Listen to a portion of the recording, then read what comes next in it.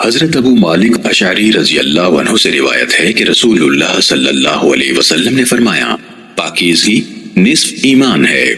الحمدللہ ترازو کو بھر دیتا ہے، سبحان اللہ اور الحمدللہ آسمانوں سے زمین تک کی وسعت کو بھر دیتے ہیں۔ نماز نور ہے، صدقہ دلیل ہے، صبر روشنی ہے، قرآن تمہارے حق میں یا تمہارے خلاف حجت ہے۔ ہر انسان دن کا آغاز کرتا ہے تو کچھ اعمال کے عوض اپنا سودا کرتا ہے، پھر یا تو خود کو آزاد کرنے والا ہوتا ہے یا خود کو تباہ کرنے والا۔ صحیح مسلم حدیث نمبر 534۔ ابو عوانہ نے سماک بن حرب سے، انہوں نے مصعب بن سعد سے ایک روایت کی کہ عبداللہ بن عمر رضی اللہ عنہما ابن عامر رضی اللہ عنہ کے پاس ان کی عیادت کے لیے گئے، وہ بیمار تھے۔ ابن عامر رضی اللہ عنہ نے کہا، اے ابن عمر، کیا میرے لیے اللہ سے دعا کریں گے؟ انہوں نے کہا، میں نے رسول اللہ صلی اللہ علیہ وسلم سے سنا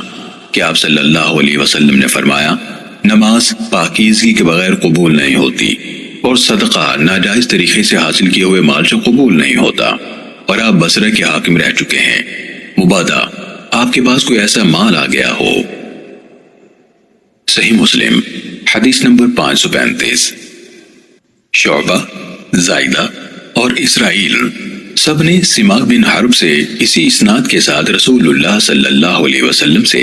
یہی حدیث روایت کی ہے۔ صحیح مسلم حدیث نمبر 536۔ وہب بن منبہ کے بھائی حمام بن منبہ سے روایت ہے، کہا، یہ وہ حدیث ہیں جو حضرت ابو ہریرہ رضی اللہ عنہ نے محمد الرسول اللہ صلی اللہ علیہ وسلم سے ہمیں سنائی۔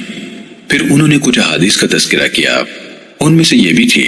رسول اللہ صلی اللہ علیہ وسلم نے فرمایا، تم میں سے جب کوئی بے وضو ہو جائے تو اس کی نماز قبول نہیں ہوتی یہاں تک کہ وضو کرے۔ صحیح مسلم حدیث نمبر 537۔ یونس نے ابن شہاب سے روایت کی کہ عطا بن یزید نے انہیں خبر دی کہ حمران نے، جو حضرت عثمان رضی اللہ عنہ کے آزاد کردہ غلام ہے، انہیں بتایا کہ حضرت عثمان رضی اللہ عنہ نے وضو کے لیے پانی منگوایا اور وضو کیا تو دونوں ہاتھوں کو 3 بار دھویا، پھر کلی کی اور ناک میں پانی ڈال کر ناک جھاڑی، پھر 3 بار چہرہ دھویا، پھر 3 بار دایاں بازو کوہنی تک دھویا، پھر اسی طرح بایاں دھویا، پھر اپنے سر کا مسح کیا، پھر 3 بار اپنا دایاں پاؤں ٹخنوں تک دھویا، پھر اسی طرح بایاں پاؤں دھویا، پھر کہا، میں نے رسول اللہ صلی اللہ علیہ وسلم کو دیکھا تھا کہ آپ نے اسی طرح وضو کیا جس طرح میں نے اب کیا ہے۔ پھر رسول اللہ صلی اللہ علیہ وسلم نے فرمایا، جس شخص نے میرے اس وضو کی طرح وضو کیا پھر اٹھ کر 2 رکعتیں ادا کی، ان دونوں کے دوران میں اپنے آپ سے باتیں نہ کی، اس کے گزشتہ گناہ معاف کر دیے جائیں گے۔ ابن شہاب نے کہا، ہمارے علماء یعنی تابعین کہا کرتے تھے کہ یہ کامل ترین وضو ہے جو کوئی انسان نماز کے لیے کرتا ہے۔ صحیح مسلم حدیث نمبر 538۔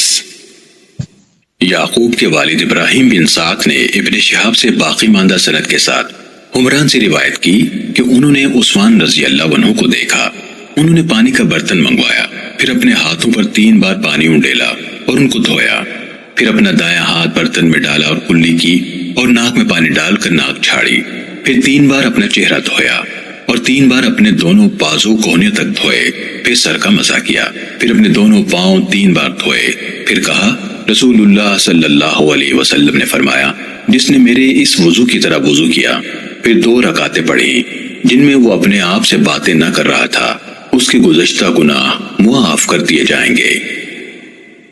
صحیح مسلم حدیث نمبر 539۔